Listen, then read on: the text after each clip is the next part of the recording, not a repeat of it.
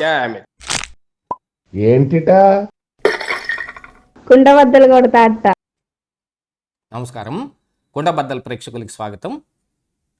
ఏబిఎన్ని ఎలాగైనా మూయించేసేయాలని చెప్పి సాక్షి కొంప ముంచుకున్నాడు జగన్మోహన్ రెడ్డి. ఏబిఎన్ ఛానల్ పైన, ఆంధ్రజ్యోతి పత్రిక పైన, రాధాకృష్ణ వెంకటకృష్ణల పైన కేంద్ర హోంమంత్రికి, సమాచార మంత్రిత్వ శాఖకి కంప్లైంట్ పెట్టి సాక్షి సంగతి ఏమిటి అనేది వాళ్ళ గుట్టు మొత్తం విప్పేసుకున్నట్టుగా అయిపోయింది. వెనకటికి ఒక సామెత చెబుతారు కదా, సూది కోసం సోదికెళ్తే పాత రంకంతా బయటపడింది అన్నట్టు ఇప్పుడు సాక్షి వ్యవహారాలు మొత్తం తవ్వి తీయటం మొదలుపెట్టారు. ఆయన మీద ఒక కంప్లైంట్ పెడితే రాధాకృష్ణ మాత్రం ఊరుకుంటాడా? 33 కంప్లైంట్లు పెట్టిస్తున్నాడు. దీంతో పాటుగా ఇప్పుడు సాక్షిలో వచ్చిన కథనాలు వీటన్నిటిని ఇప్పుడు విశ్లేషించడం మొదలుపెట్టారు. కాకపోతే మరోవైపున వైసీపీ నాయకులు కూడా అంగరంగ వీరంగంగా వాళ్ళు కూడా మీడియా ముందుకు వచ్చి తెగ మాట్లాడుతూ మరి బుర్రలో గుజ్జు లేని వాళ్ళు ఎవరైతే ఉన్నారో బ్రోకర్ రాధాకృష్ణ అని వాళ్ళు మాట్లాడటం మొదలుపెట్టారు. అసలు ఏబిఎన్ ఆర్కే ప్రతి ఆదివారం ఆయన కొత్త పలుకు ఒకటి ఆంధ్రజ్యోతిలో ప్రచురితం అవుతుంది. అందులో ఇప్పుడు ఈ జగన్మోహన్ రెడ్డి తెచ్చిన ప్రతిపాదన మావిగన్ పైన అది ఒక పిచ్చి ప్రతిపాదన అని, అట్లాగనే వెంకటకృష్ణ కూడా ఒక పిచ్చి వాళ్ళ సమూహం వైసీపీ నిండా తయారైపోయింది అన్నట్ట. అందుకని వెంకటకృష్ణ మీద ఒక కంప్లైంట్, దీంతో పాటుగా రాధాకృష్ణ కూడా వైఎస్ఆర్ కాంగ్రెస్ పార్టీ నాయకుల మీద విచిత్రమైన వ్యాఖ్య చేశాడు. అది ఏమాత్రం ఆమోదయోగ్యమైన వ్యాఖ్య నాకేం అనిపించట్లేదు, కానీ కాకపోతే అది అయితే నిజంగానే కనపడుతుంది. ఏమిటి రాధాకృష్ణ చెప్పింది అని అంటే, రేపు ఎప్పుడైనా జగన్మోహన్ రెడ్డి మీ భార్యలు కాదు అని ఆదేశించాడు అనుకోండి, వెంటనే దాన్ని గుడ్డిగా నమ్మేసి చెల్లిగా భావించి వాళ్ళకి పెళ్లి సంబంధాలు చూడటానికి కూడా వెనకాడని బ్యాచ్ ఒకటి ఇప్పుడు వైసీపీలో తయారైంది అని అన్నాడట. మరి ఇందులో ఆ భార్యల సంగతి తీసుకురావటమో, వాళ్ళ మనోగతం సంగతి తీసుకురావటమో ఏ రకంగా చూడాలనేది ఒక పక్కన పెడితే, మరి సాక్షి పరిస్థితి ఏమిటి? సాక్షి ఇలాంటి విచిత్రమైన కథనాలను ఎన్నిటి వండి వార్చటం లేదు. అసలు అమరావతి చట్టబద్ధం కాబోతున్న సమయంలో అసెంబ్లీలో తీర్మానం చేసి మరి కేంద్రానికి పంపించారు. ఆ బిల్లు ఇటు లోక్సభలోను అటు రాజ్యసభలోనూ కూడా ఎటువంటి చేంజెస్ లేకుండా ఆమోదం పొంది రాష్ట్రపతి ఆమోదానికి కూడా ఈ రోజున వెళ్ళింది. ఆల్మోస్ట్ ఆల్ రాష్ట్రపతి కూడా ఈ రోజున ఆమోదించే విధంగానే పరిస్థితులు కనపడుతుంటే, అది ఒక పెద్ద భ్రమరావతి అని గతంలో ఒక మేధావి ఎవరు అన్నారు. దాన్ని పట్టుకుని చాలామంది వైసీపీ నాయకులు మాట్లాడారు. చూడండి, అమరావతి నిండా గ్రాఫిక్సే ఉన్నాయి, ఏమి లేవు, ఆడ బిల్డింగులు ఏమి లేవు, మొత్తం చంద్రబాబు నాయుడు గ్రాఫిక్స్ చూపిస్తూ ఉన్నాడు అని చెప్పిన దానిలాగా ఇప్పుడు మాడభూషి శ్రీధర్ తోటి ఒక ఆర్టికల్ రాపించి మరి సాక్షిలోనే ప్రచురించారు. అందులో ఒక గాల్లో నుంచి, ఒక శూన్యంలో నుంచి ఒక ప్రతిపాదన ఒక దాన్ని తీసుకొచ్చి అమరావతి కింద తయారు చేశారు అని, కానీ దాంతోపాటుగా అసెంబ్లీలో తీర్మానం పెట్టారు, మండలిలో ఎందుకు పెట్టలేదని.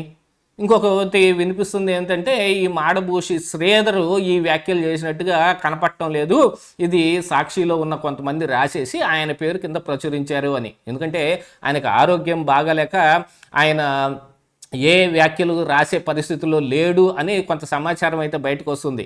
ఇప్పుడు ఈ మొత్తం తవ్వటం మొదలు పెడితే ఇది నిజంగా మాడభూషి శ్రీధర్ రాశాడా లేదా కూడా ఇప్పుడు ఏబిఎన్ కూడా తేల్చి బయటకు తీసే విధంగా కనపడుతుంటే, మరొక వైపున సాక్షి ఆ ఛానల్లోనే గతంలోనే చూసాం, అమరావతి వేశ్యల రాజధాని, దాని చుట్టూతా ఎయిడ్స్ ప్రబలంగా ఉందని ఎన్జిఓ వాళ్ళు ఎవరో నాకు చెప్పారు అని ఒక జర్నలిస్ట్ కృష్ణరాజు అనే వాడిని ఒకరిని తీసుకొచ్చి మరి ఈ సాక్షిలోనే డిబేట్లు పెట్టి మరి దాని మీద విష ప్రచారం చేసే ప్రయత్నం చేశారు.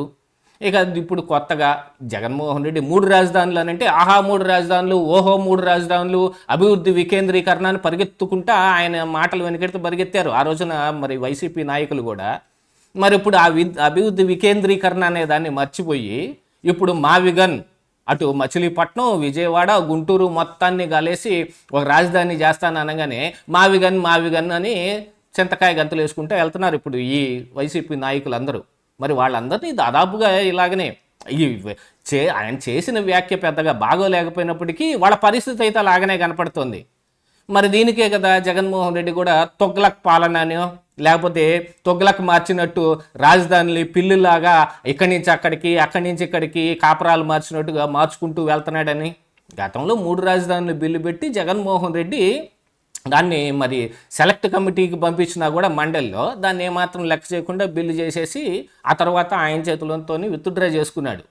మరి దీంతో అలాగనే 3 రాజధానులు అంశం పక్కకు పడిపోయినప్పటికీ ఇప్పుడు అమరావతి చట్టబద్ధత అనే తెరపైకి వచ్చేస్తుంది. అమరావతిని కదల్చడం కుదరదు అనుకోగానే ప్రజల్లో ఒక అనిశ్చితి నెలకొనటానికి జగన్మోహన్ రెడ్డి తన మానస పుత్రికలాగా నోట్లోంచి ఒక మాట వదిలాడు మావిగన్ అని. ఆ మావిగన్ని పట్టుకొని ఇప్పుడు ఈ రోజున మొత్తం ఆ 110 కిలోమీటర్ల పొడుగున ఉన్న ఈ మహానగరాలు వీటిని మహానగరంగా చేసి పోర్టు కనెక్టివిటీ పెట్టి అలా చేయాలి. కానీ 33,000 ఎకరాలు తీసుకొని ఎక్కడో పంటలు పండే చోట భవనాలు నిలబడని చోట మరి రాజధాని కడితే ఏం ఉపయోగం అని మాట్లాడుతున్నారు కదా ఈ రోజున వైసీపీ నాయకులందరూ. జగన్మోహన్ రెడ్డి 3 రాజధానులు అనగానే 3 రాజధానులు, జగన్మోహన్ రెడ్డి మావిగన్ అనగానే మావిగన్.